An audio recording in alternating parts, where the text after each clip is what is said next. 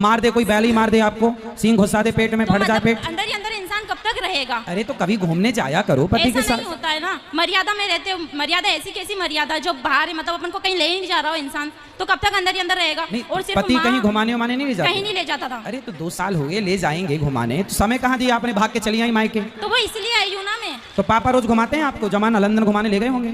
तो papa mummy नहीं घुमाते, कम से कम बाहर तो निकलते। ठीक है बेटा, पर आपका पूरा 100% निर्णय गलत है। तो क्या करना चाहिए गुरुजी? पति के पास रहना चाहिए।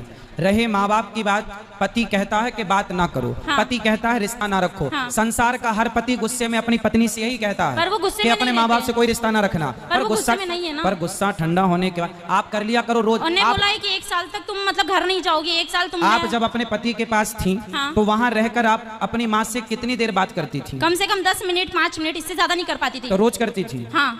तो पति परेशान हो गया होगा, रोज क्या पंचायत है? क्यों 5-10 मिनट में इतना कौन सा वो है जो परेशान होना? 5 मिनट रोज क्यों? रोज क्यों?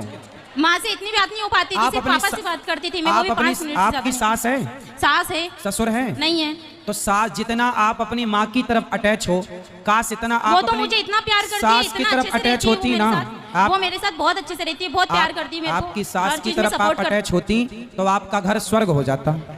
वो मुझे हर चीज में सपोर्ट करती है। एक घड़ी उनके लड़कों को बोलते हैं कि नहीं तू गलत है, वो लड़की सही है। आज किसी की लड़की फिर लेके भी आए आप अपनी तो सास से बात नहीं करती? करती हूँ मैं, बहुत कम करने लगी हूँ, पर क्योंकि वो जब मेरे माँ बाप से बात नहीं कर रहे तो फिर मैं क्यों करूँ?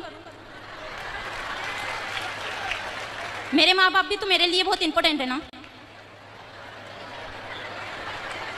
समझाओ कोई इसे बच्ची को।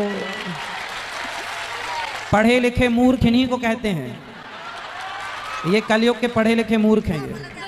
बैठो, उसको माइक दो बेटा, माइक दो, माइक दो, आप बात करेंगे उनसे हम। हाँ बोलिए।